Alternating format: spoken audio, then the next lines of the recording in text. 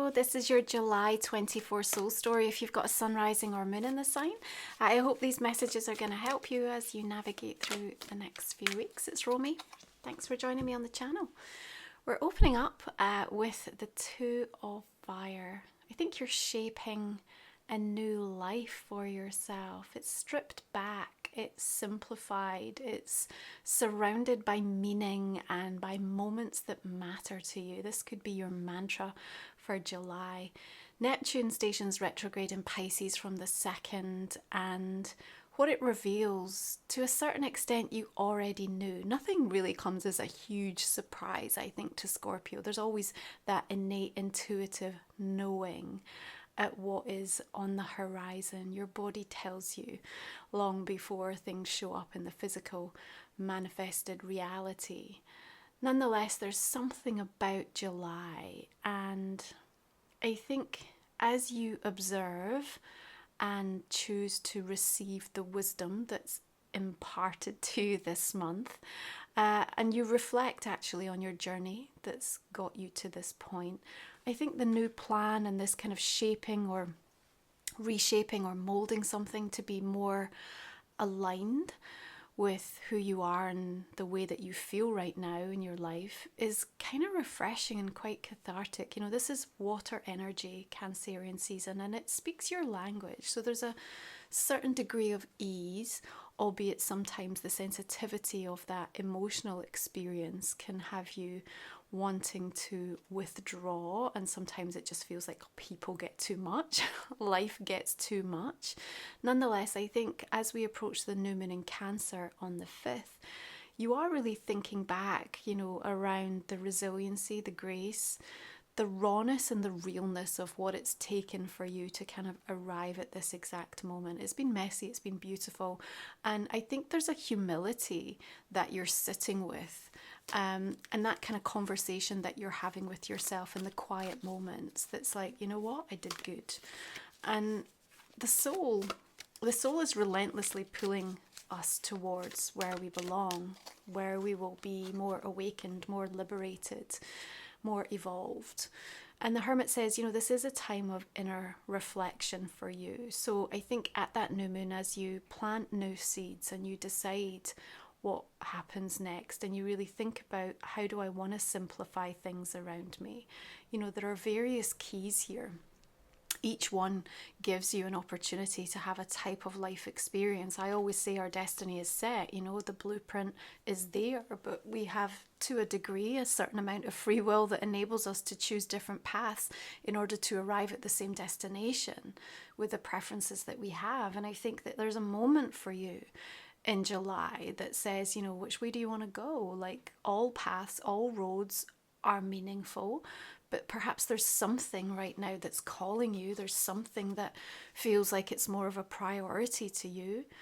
And I think it's the thing that's helping you to cultivate and sustain a deeper state of presence in your life, because the chaos, the frenzy, the overwhelm, the hustle, the rush, like none of that is as appealing as it once was, but neither do you want to completely abandon perhaps some of the things that fundamentally you think, you know, are reflective of who you are. They're your essence. And so there's this really interesting kind of conversation that I see taking place between like you and you, but the plans that you're then creating for yourself are communicated. And what's really interesting is that, you know, this is a month where we see the asteroid goddess Pallas Athena stationing direct in your sign. Now, you've been working with her since November of last year, and she's been absolutely helping you to reflect, Scorpio, emotionally around entangled situations. And now she stations direct. There's a much more kind of deliberate and almost like strategic approach that she's trying to help you come to terms with, you know.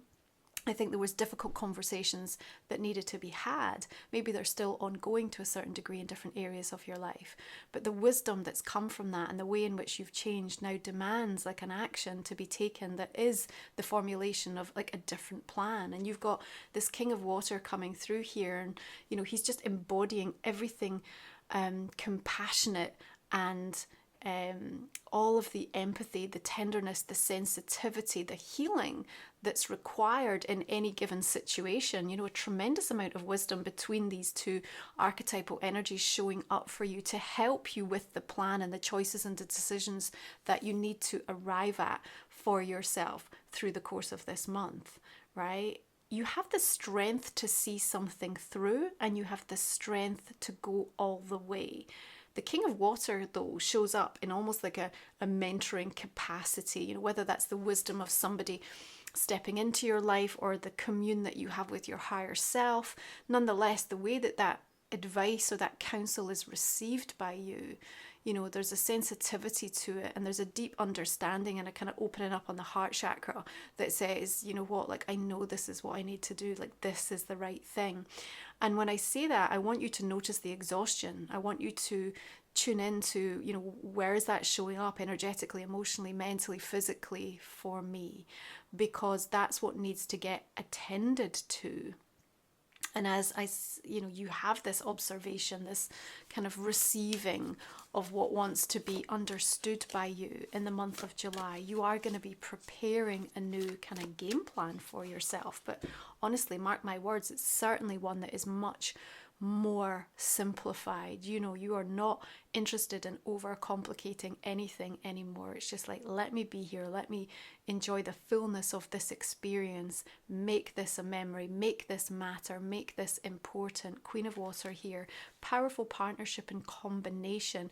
You know, you might be coming together with somebody, maybe it's in form of a creation, maybe it's in form of a relationship that really solidifies through this month. You're on the same page, there's an alignment and a resonance and a really beautiful energy that's being reciprocated backwards and forwards. The wisdom and the sort of understanding and the knowledge that drops out of that is really important. Now, we have Venus in Leo from the 11th. We've also got Mercury in Leo from the 2nd, and Mars in Gemini. The combination of these is just making for a really kind of charming, flirtatious, inquisitive, communicative type of exchange. And I really like that, especially when we've got this element of water that's sort of helping you from an emotional perspective to go there to perhaps the more vulnerable places that need to be discussed or considered or thought through. And one of the things I think July is also asking of you, Scorpio, is to check in with your elemental energy balance. You know, be aware of it, how it sits in your own astrology chart, but also just take a moment to say, well, right here and now, what do I feel devoid of? Maybe there's a, you know, a domination of water going on for you, but, you know, maybe there's a lack of that kind of air energy to be able to think and articulate and communicate. Or maybe it's the fire, you know, the life force, the motivation just feels really low, because whatever feels in scarcity, you need to be nurturing and cultivating through the month of July. That's going to very quickly rebalance you in any situation that kind of feels out of kilter. And it really isn't a difficult question. It's some mindfulness, it's some tuning in to just say, you know, what is going on for me in, you know, each of these elemental areas, and let that speak to you and let that help drive you and help to navigate your way through the next few weeks in this month, right? But this charm, this passion, this inquisitive kind of flirtatious energy also really, you know, helps to bring something new by way of relationships. So it's a good open time to be able to be curious, to be experimental, to challenge some of the particular sort of ideas that you have, preconceptions perhaps about different people, you know, in all areas, you know, both in your professional working life and friendships and your romantic situations, family dynamics. You know, as we said, Pallas Athena is here to support you, and as she stations direct and you continue to work with her, you know, this energy is incredibly important, because you sort of sit at the crossroads, two of air, so major choices sort of on the horizon for you in this month of July. And, you know, I think the way that you would have dealt with this in the past might have been a little bit different. You know, you would have maybe gone for something that you knew felt more aligned, or was going to put you in a place where you felt you could reach for something more easily. But I don't know, it's almost like the criteria, I think, in July, that you start to assess things and that you start to make decisions based upon has changed, is changing, is evolving. And that feels quite exciting because it's going to be one of those kind of mirroring moments where you're like, wow, okay, like I'm really like, I'm really doing this in a new way. Like I kind of recognize within myself, like how much I'm changing here. Now we've got the second full moon in Capricorn arriving on the 21st. So go back to June 21st, right around that solstice. What was going on? Because this is like the second act. This is our opportunity to find full resolution to what was revealed. You know, we were asked to release something. Specifically, we were looking at the attainment and the achievement of major goals in our life, milestones, if you like. Capricorn, you know, gives us the will to keep going, to scale that mountain. You know, it can be a little bit of a taskmaster, right? It's Saturnian ruled. So, you know, here we have, through the midst of all of this emotional water energy, this sensitivity, this compassion and humility, like this big power moon that kind of held us in place and said, you know, you do need to listen and you do need to act and you do need to come to terms with how you then shape this reality and this pathway. Don't just take the easy option. Yeah, this is a year where we do the hard things. It's an 8 year. So something culminating around that 21st for you to come to terms with that says, you know what, I know this is not going to be easy, but it doesn't matter. I'm still prepared to do it because I understand the value of it. It has meaning for me. I see the difference it's going to make. So the commitment that you arrive at around that time, I think, is super powerful. And of course, in 9th house of, you know, Cancerian season, this is your spiritual path opening up even more. This is your journey and your gifts being tapped into in ways that are expanding and evolving you. And you're surprising yourself, I feel. Now, we've got the Lovers coming through here when we talk about choices and decisions here. So again, partnerships, coming into union with something, aligning yourself with something that feels like the right fit is where I want to go with that. Again, not necessarily romantic for all of you. Be aware though, there's always a third choice. Jupiter in Gemini says there's a polarization, it's this or it's this, but there's so much information. And I said this to you a couple of months ago. You prepare by saying, well, what are my values? And maybe the third way, maybe the way that I create for myself is the road I need to take. Okay? Maybe some external influences going on that are muddying the water a little bit in terms of how you are coming to the conclusion of something. Nonetheless, as we move into Leo season, Sun shifts into the sign from the 22nd. There's this burst of energy and life coming into your 10th house of career, the way you make your way in the world, how you light up a room, the light that you leave, the legacy that you leave. And the Lovers tells me that, again, there's this feeling of people being really connected. You know, there's this intimacy and this bonding and this really beautiful like opportunity for you in the higher awareness of your path, yeah, reaching for the true growth, to know that the choices that you make, the way you speak to yourself, the way you speak to others, and, you know, particularly as we come to the end of the month, right, we're going to have Mercury in Virgo from the 25th and then Chiron stations retrograde on the 26th. So here we have this reevaluation of the healing journey, right? We're all of a sudden being plunged back into, well, you know, how far have we gotten? And this is nothing new. We've been working with Chiron and Aries for a few years now, right? So Mercury in Virgo gets a little critical, and then there's a pattern that gets cast up. So there's your moment, like, how am I going to be right now? And this is again why I'm saying Athena's helping you to reflect on these entangled situations and find a different way.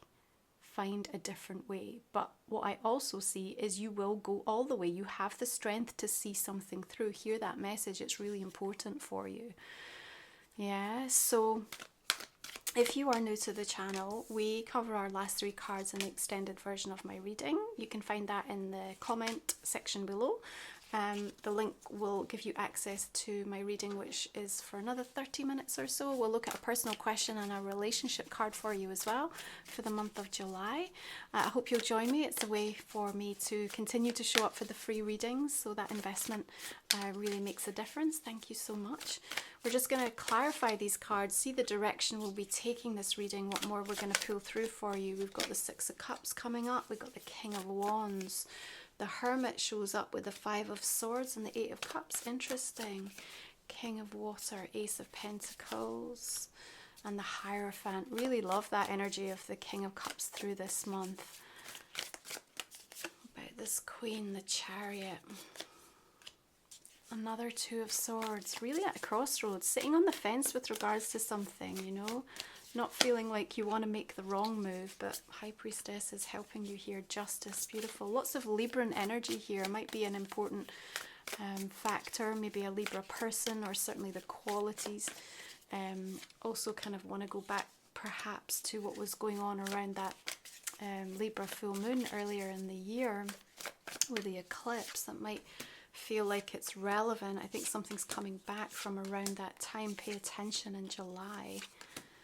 Okay, so this is Life Soul Vision, which is my own oracle deck. Please check out my website, Scorpio. You'll find romywiser.com with my sacred titles, my oracle deck, my book, my musings, ways to work with me. You'll also find all my sacred soul support, which are just tools that I've put together to help you on your spiritual journey. So we've got Waterfalls of White Light, Labyrinth of Sweet Surrender, we've got Sacred Secrets, Maverick of the Light, Dancer of the Shadows, we've got Alchemize the Eight coming through, and Spirals of Love and Grief. A lot of acceptance energy here. Okay, we're going to pull one final oracle for you. So this is for the month of July. Let's see what wants to show up for Scorpio. Career. Okay, interesting. 10th house for you in Leo season. Let's explore in the extended. Thank you for being here. Have a beautiful month. I'll see you again next time. I appreciate you.